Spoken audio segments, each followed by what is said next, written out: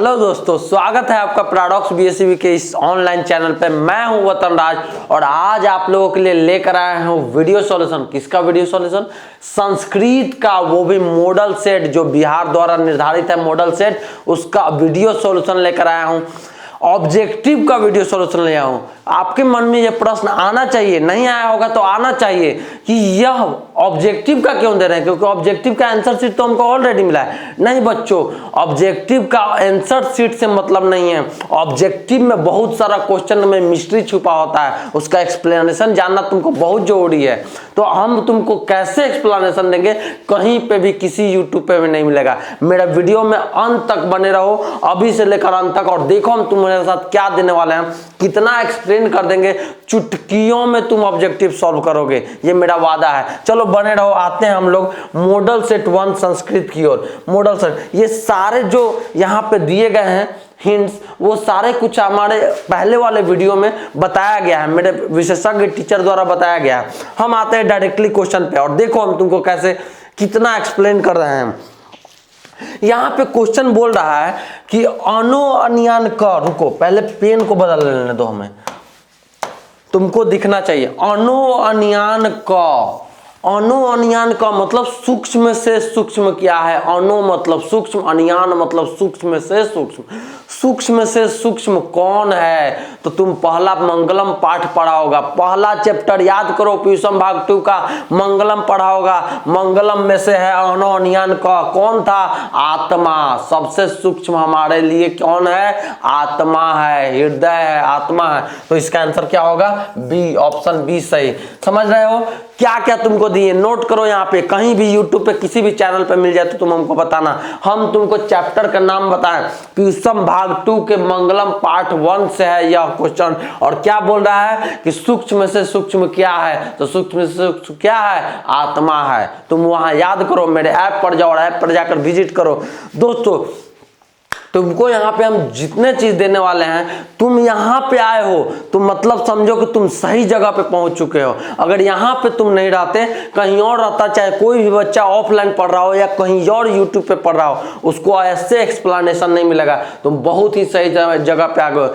1 month समय है तुम्हारे पास, मात्र 1 मंथ। 1 मंथ मेरे साथ बने रहो, तुम जरूर श्योर से श्योर सारे सब्जेक्ट में टॉप करोगे। आओ समय नहीं गंवाते हुए हम आगे बढ़ते हैं। पाटलिपुत्रम कस्य तटे अस्ति, बोल रहा है कि पाटलिपुत्र जो है किस नदी के तट पर स्थित है। कौन सा चैप्टर? कौन सा चैप्टर बोलो? तुम पढ़े हो पीयूषम भाग 2 का पाटलिपुत्र वैभवम चैप्टर, यानी 2 नंबर चैप्टर, दूसरा चैप्टर से है। तो किस नदी के तट पे था? तुम लोग पढ़े होगे, कहानी समझे होगे। अगर मेरे यूट्यूब चैनल पे होगे तो श्योर जान रहे होगे, या मेरे ऐप पे पहुंचे होगे तो श्योर जान रहे होगे। अगर नहीं पहुंचे होगे तो पहुंचो और जानो, नहीं तो दूसरी जगह तुमको सही से नहीं मिला होगा। गंगा नदी तट पे। डी, ऑप्शन डी सही है। डी, ऑप्शन डी, 2 का डी होगा। याद रखो, सारे चीज पॉइंट वाइज नोट करो। अगर ऐसे मिले तुमको कहीं भी, तुम हमको बताओ ये चीज।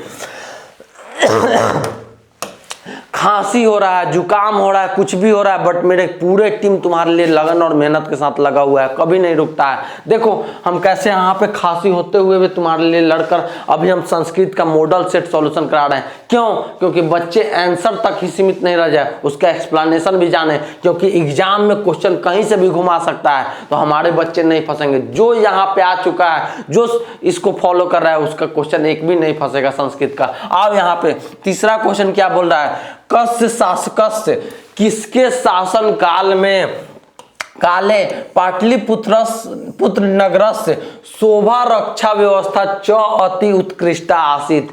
किसके शासन काल में? तुमको नहीं दिख रहा होगा, हम जूम करके भी दिखा सकते हैं तुम मॉडल सेट को। यहां पे देखो, किसके शासन काल में पाटलिपुत्र नगर का शोभा रक्षा व्यवस्था अति उत्कृष्ट था, बहुत ही अच्छा था। कौन सा चैप्टर? कौन सा चैप्टर? कौन सा चैप्टर?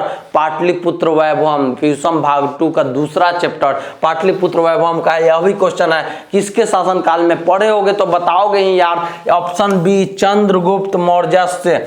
यहाँ पे क्लियर दिख रहा होगा तुमको, चंद्रगुप्त मौर्य। चंद्रगुप्त मौर्य के काल में पाटलिपुत्र का रक्षा व्यवस्था अति उत्कृष्ट था। ये अच्छे से पढ़ाए हैं हमारे विशेषज्ञ फैकल्टी। ऐप तक पहुंचो, यूट्यूब चैनल पे फॉलो करो उनको, देखो तुम कितना आगे ग्रोथ कर रहे हो। दूसरे चैनल पे जाओगे तुमको नहीं मिलेगा अगर सही से एक्सप्लेनेशन, पूरे चीज को तोड़ तोड़ के बताया गया है। आगे बढ़ो, हमको फॉलो करो, देखो हम कितने अच्छे से तुमको एक्सप्लेन दे रहे हैं। यहाँ पे देखो मॉडल सेट में जो जहां पे प्रिंटिंग हुआ है वहां पे मिस्टेक हुआ है, इसका क्वेश्चन ही नहीं छप पाया है, कहीं भी नहीं मिलेगा।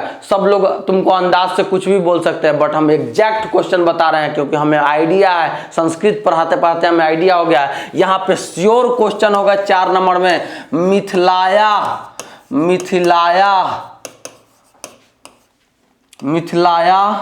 मंत्री का, मिथिला का मंत्री कौन था, यही क्वेश्चन होगा। डिट्टो नहीं होगा तो मेरा नाम बदलना, चैनल पे मेरे बने रहो, बहुत कुछ मिलने वाला है। मिथिलाया मंत्री का, तुम भी अगर खरीदे होगे ऑफलाइन में जाकर मॉडल सेट, वहां देखो यहाँ पे ये क्वेश्चन नहीं, प्रिंट मिस्टेक है, लेकिन वहां पे देखो यही क्वेश्चन होगा, सेम नहीं होगा तो प्रिंटिंग मिस्टेक है, यही क्वेश्चन होगा, याद रख लो। तो मिथिला का मंत्री कौन था, विदेश्वर था, विदेश्वर। कौन सा पाठ, अलस कथा, 4 आलसियों का कहानी, हमारे यूट्यूब चैनल पे देखो, ऐप पे देखो जाकर, 4 आलसियों का कहानी। विदेश्वर मंत्री जो था अलस कथा में, वो 4 आलसियों को पाला था, उसका ही कहानी है। मिथिला का मंत्री वही था। चलो 5वां क्वेश्चन, आधुनिक संस्कृत लेखिकाओं में कौन प्रसिद्ध है, आधुनिक संस्कृत लेखिकाओं में कौन प्रसिद्ध है, संस्कृत साहित्य लेखिका, पीयूषम भाग 2 का 4था चैप्टर। कौन सा चैप्टर, पीयूषम भाग 2 का 4था चैप्टर। तो कौन प्रसिद्ध है, क्षमा राव, ऑप्शन ए, 5 का ए, ऑप्शन ए 5 का ए, याद रखो, अब याद रखो क्योंकि हम तुमको रिलेट कर दिए चैप्टर से। आगे बढ़ो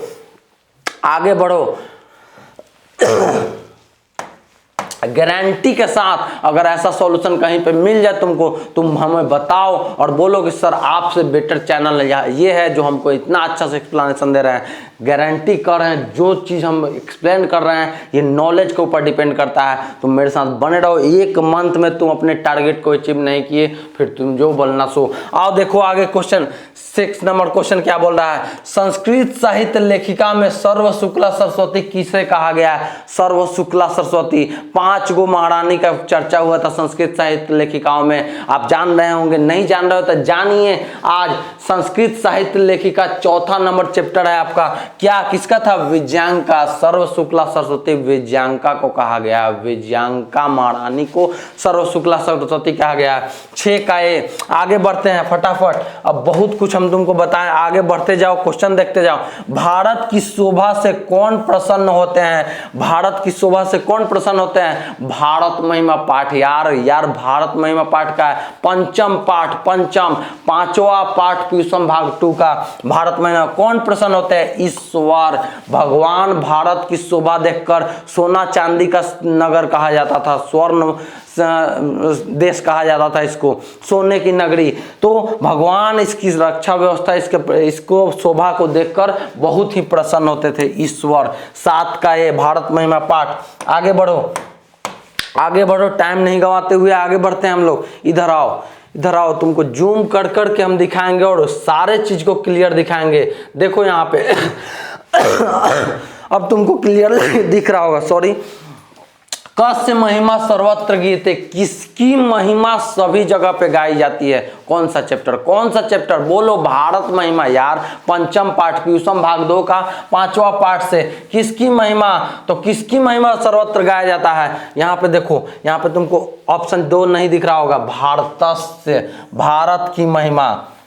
जूम करने पर एक ही क्वेश्चन दिखाएंगे लेकिन स्पष्ट दिखाएंगे, भारत की महिमा तुमको स्पष्ट दिखेगा। दूसरा क्वेश्चन बोल रहा है 9 नंबर, कति संस्कारा भवंती, कितने संस्कार होते हैं, कौन सा चैप्टर बताओ तुम अपने से, तुम जानते होगे कौन सा चैप्टर का ये है जिसमें तुमको बताना है, 16 संस्कार के बारे में बताना है तुमको पता है उस चैप्टर का नाम, नहीं पता है तो कमेंट करके बताओ। हम इस चैप्टर का नाम नहीं बताएंगे, सारे कुछ हम देंगे तो तुम फिर कमेंट करके बताओगे कैसे। अगर मेरा टारगेट अचीव नहीं होगा, अगर हम चाह रहे हैं कि जितने भी वीडियो हमारा देखे होगे, अगर जितना कमेंट और लाइक और सब्सक्राइब आया हो उससे ज्यादा कमेंट और लाइक सब्सक्राइब दो, सारे का एक्सप्लेनेशन अच्छे से देंगे हम तुम्हारे सामने। इसका आंसर तुमको बताना है और कमेंट करके बताना है, तब हम जानेंगे कि नहीं बच्चा मेरा देख रहा है। उसके लिए और मनोबल से हम और चीज लाने का प्रयास करेंगे, मैथ लाएंगे, साइंस लाएंगे, हर चीज लाएंगे। देखो तो कति संस्कारा, तो यहाँ पे देख रहा होगा मॉडल सेट का इसे सारा सॉल्यूशन हमारे ऐप पे मिल जाएगा, यूट्यूब पे मिल जाएगा। तुम्हारा ऐप पे तुम पीडीएफ चाहते हो तो सारा पीडीएफ तुमको मिल जाएगा मॉडल सेट का, खरीदने का कोई जरूरत नहीं है। यूट्यूब पे चाहते हो तो सारा वीडियो सॉल्यूशन मिल जाएगा सब्जेक्टिव, कुछ देखने की जरूरत नहीं। मेरे साथ हमारे टीम के साथ बने रहो। इसका आंसर होगा 16। देखो यहाँ पे यार, यहाँ पे विश्वास से दे दिया है, कहीं पे 16 आंसर नहीं है। 16 मतलब होता है 16 संस्कार, 16 संस्कार होता है, तो 16 संस्कार इसका होना चाहिए। लेकिन यहाँ पे विश्वास ऑप्शन दिया होगा, ऑप्शन सी तुम्हारा सही दिया होगा, लेकिन एकदम गलत है। यहाँ पे 16 होना चाहिए, सी। समझ में आया? नौकसी याद रखो यार, याद रखो, स्पष्ट करते जा रहे हैं। इसको कमेंट करके तुमको बताना है। आगे बढ़ो, ये भी देखो, अंत्येष्टि संस्कारा कदा भवन्ति। अंतिम संस्कार कौन होते हैं, अंतिम संस्कार कब होते हैं? कदा मतलब कब, कब होते हैं अंतिम संस्कार? अंतिम संस्कार यार मरने के बाद ही ना होगा, तो मरणादनंतरम मतलब मरने के बाद, मरणादनंतरम मरने के बाद। ऑप्शन ए सही, ऑप्शन ए। ये भी संस्कृत, ये तुम्हारा कौन सा चैप्टर का है? तुम भारतीय संस्कार चैप्टर का है। तुम देख लो और कमेंट करके बताओ। 6 नंबर चैप्टर का है, प्यूसम भाग 2 से भारतीय संस्कार। समझ गए होगे? आगे बढ़ते हैं हम 10 नंबर, जल्दी जल्दी फटाफट आगे बढ़ते हैं। विदुर नीते संकलिता पाठस्य नाम किम अस्ति। विदुर नीति ने जिस पाठ को लिखा था उसका नाम क्या है? तो यार विदुर नीति नाम से ही स्पष्ट है, नीति नियम, नियम बताया गया। विदुर ने ही नियम बताया था। कौन सा? नीति श्लोक का 7 नंबर पाठ, प्यूसम भाग 2 का 7वां नंबर पाठ। अब तुम सोच रहे होगे सर किसी का आंसर नहीं बता रहे हैं, मिस्ट्री क्यों छोड़ रहे हैं? हम जान के छोड़ रहे हैं। इतना तक तुमको भरोसा हो गया मेरे टैलेंट पे, इस सारे चैप्टर का नाम बकते चले जा रहे हैं तुम्हारे पास। तुमको आइडिया हो गया होगा। तुम कमेंट करके बताओ यार, मेरा टारगेट को अचीव करवाओ, हम तुम्हारे साथ बहुत कुछ ला कर देंगे और तुम अपने अचीव करोगे, तुम अपने 10th में अच्छे मार्क्स लाओगे। यहाँ पे देखो ऑप्शन ए सही, नीति श्लोका दिया था विदुर नीति ने। आगे बढ़ो, 12 नंबर क्वेश्चन, राम प्रवेश रामस्य ग्रामस्य नाम किम आसीत। राम प्रवेश के, इसको छोटा करके दिखाते हैं, देखो थोड़ा सा, अब तुमको दिख रहा होगा। I am sorry. राम प्रवेश, राम का जो ग्राम का नाम था, गांव का नाम था, वह क्या था? क्या नाम था? तो भीखनटोला, भीखनटोला नाम था उसके गांव का नाम। तुम जान रहे होगे, इस पाठ को अच्छे से जान रहे होगे। नहीं जान रहे हो तो कमेंट करके बताओ। सारे को नहीं बताएंगे हम, क्योंकि तुम मेरे टैलेंट को परखना चाहते हो तो इतने से ही समझ सकते हो। आगे बढ़ते हैं। ये भीखनटोला नाम था, इतना सा स्पष्ट हुआ होगा। स्वामी दयानंद, स्वामी दयानंद कह आसित। स्वामी दयानंद कौन थे? तो ये तुम्हारा कौन थे बताओ, तुम लोग बताओ। स्वामी दयानंद पाठ में पढ़े होगे, 12 या 11 नंबर पाठ में तुम्हारा मिला होगा। स्वामी दयानंद कौन थे? स्वामी दयानंद समाजोद्धारक थे, समाज उद्धारक थे स्वामी दयानंद। स्वामी दयानंद क्या थे? मूसा जब उनके घर पे भगवान पे चढ़ के प्रसाद को खा रहा था, उसी समय वो घर छोड़ दिए थे, त्याग दिए थे। ये कहानी अच्छे से जानना है तो मेरे ऐप तक पहुंचो ना यार, मेरे यूट्यूब चैनल पे फॉलो करो, तुम सब समझ जाओगे। अच्छे अच्छे टीचर वहां पे पढ़ाए हुए हैं। तो 12 का आंसर, 13 का आंसर क्या होगा? डी। बढ़ते जाओ यार। सूर्यपुत्र क आसित। सूर्यपुत्र, कर्णस्य दानवीरता। हे भगवान, इतने हल्के चैप्टर, इतने अच्छे। कर्णस्य दानवीरता, कर्ण की दानवीर की वीरता की कहानी, कर्णस्य दानवीरता। अब तुम्हारा 12 नंबर चैप्टर है, स्वामी दयानंद 9 नंबर चैप्टर होगा। सॉरी, यहाँ पे देखो सूर्यपुत्र किसका था? कर्ण का। सॉरी, सूर्यपुत्र कौन था? तो कौन था? कर्ण था। आई एम सॉरी, थोड़ा सा खांसी हो गया, बट तुम लोगों के लिए इतना बोल्डली आवाज में हम शूट कर रहे हैं और तुमको दिखा रहे हैं कि कौन था। तो कर्ण था, कर्णस्य दानवीरता। 14 का बी। क्यों तुम ऑप्शन देखने जाओ यार, क्यों तुम आंसर देखने जाओगे? तुमको तो हम रटवा दे रहे हैं, मुंह पे याद करवा दे रहे हैं। कभी भी ये सब क्वेश्चन आएगा, कभी भी तुमको पंगा लेने की जरूरत नहीं, किसी भी यूट्यूब चैनल पे नहीं मिलेगा, कभी नहीं। यहाँ पे बने रहो, यहाँ पे जो आ गया है उसका लाइफ बदलने वाला है। आगे बढ़ो यार।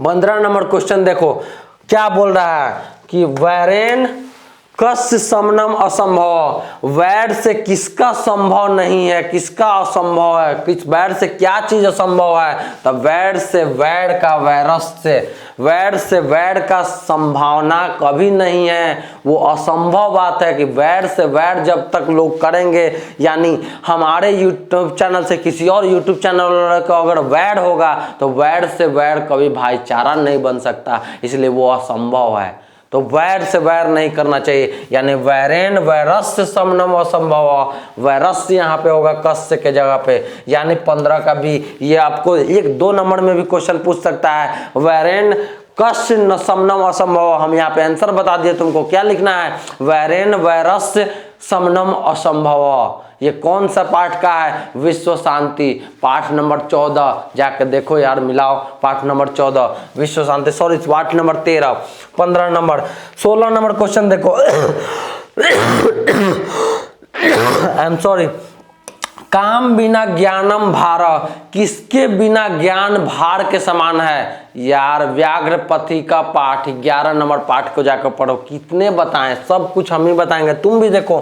किसके बिना ज्ञान भार के समान है, हीन के समान है, ज्ञान के बिना, ज्ञानम बिन क्रियाम, ज्ञानम, ये क्रियाम बिना ज्ञानम भार, मतलब क्रिया के बिना, कुछ किए बिना ज्ञान क्या होता है, भार के समान होता है। तो क्रियाम बिना, ये व्याघ्रपति का पाठ में बोला गया था स्वर्ण कंगन के लिए। इतने स्पष्ट कर रहे हैं, आगे बढ़ो, आगे बढ़ते हैं हम लोग 17 नंबर क्वेश्चन की ओर।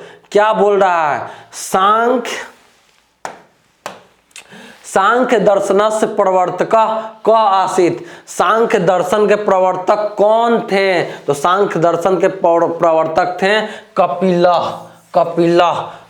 सांख्य दर्शन के प्रवर्तक कौन थे, तो कपिल थे। इसका कमेंट करके बताओ। पीयूषम द्रुतीय पाठ, द्रुतगामी पाठ जो तुम अनुपूरक पढ़े होगे उसका ही ये क्वेश्चन है, तुम पढ़ के बताओ। तुम बताओ किस चैप्टर से पढ़े हो, तुम कमेंट करके बताओ यार, हर चीज हम ही नहीं बताएंगे, इतना बता दें कि पीयूषम अनुपूरक से है कपिला। इसका आंसर होगा 17 का बी। आगे बढ़ते हैं 18 नंबर। उसके बाद क्या बोल रहा है, काल पयात का क्षयम भवति, बहुत दिनों के बाद, समय बीतने के बाद, समय बीतते जाता है, उसके बाद किसकी क्षय होती है, क्या क्षय हो जाता है। व्याघ्रपति का पाठ से है यह भी क्वेश्चन। किसका क्षय हो जाता है, विद्या का, यानी शिक्षा का। ये ऑप्शन शिक्षा का क्या हो जाता है, क्षय हो जाता है। जो भी शिक्षा तुमको मिला रहता है उसका क्षय हो जाता है। किसके, काल के, क्षय के भौति के बाद, यानी उसके बाद क्या हो जाता है, शिक्षा, सब कुछ खत्म हो जाता है। एक समय आता है जिस समय आदमी बूढ़े होते हैं तो उसका क्या हो जाता है, शिक्षा नष्ट होने लगता है, वो बच्चों के रूप में अनुकूल प्रतिकूल चलने लगते हैं। ये है तुम्हारा 18 का। आगे बढ़ो 19 नंबर क्वेश्चन। क्या बोल रहा है, व्याघ्रपति कथा किस ग्रंथ से उद्धृत है, व्याघ्रपति कथा किस ग्रंथ से उद्धृत है, तो हितोपदेश, हितोपदेश से उद्धृत है। हित के लिए उपदेश बताया गया व्याघ्रपति कथा में। 11 नंबर पाठ है यार, पढ़ो जाकर देखो, नहीं तो ऐप तक विजिट करो। आगे बढ़ो 20वें नंबर क्वेश्चन। उद्योगी पुरुष के पास कौन आ जाती है, उद्योगी होता है, उद्योगी, कौन सा चैप्टर है, संस्कृत साहित्य लेखिका। उद्योगी पुरुष जो होता है, जो उद्योग करता है, बिजनेस करता है, उसके पास क्या आ जाता है, लक्ष्मी आ जाता है यार, लक्ष्मी। बिजनेस करोगे अच्छे से मन लगा के, उद्योग रहोगे, उद्यम रहोगे, लक्ष्मी तुम्हारे पास स्वयं आएगा। 20 का भी यार, हम 60 के 60 ऑब्जेक्टिव आज तुमको करवाने वाले थे, पर क्यों नहीं करवाएं, क्योंकि आज हम तुमको जगाए हैं, उठाए हैं। उठो, देखो जहां पे तुम पहुंचे हो सही जगह पे पहुंचे हो। अपने दोस्तों के साथ शेयर करो और सभी को बुलाकर इस चैनल पे लेकर आओ। हम तुमको सारे का सॉल्यूशन 60 का 60 इसी तरह से सॉल्यूशन देने वाले हैं। अगर ऐसा सॉल्यूशन मिल गया होगा कहीं तो फिर मेरे वीडियो पे मत आना तुम। अगर नहीं मिला हो तो सभी को बुलाकर ले आओ और जो हम क्राइटेरिया बताए, लाइक, सब्सक्राइब और कमेंट का, वो करके दिखाओ। आगे इसका वीडियो देंगे, तुम बताओ वीडियो में कि 20 तक ही नहीं सर, आगे भी हमें चाहिए, हम आगे भी तुम्हारे लिए लेकर आएंगे। आज के लिए इतना ही, मिलते हैं नेक्स्ट वीडियो में। Okay, bye bye, see you again.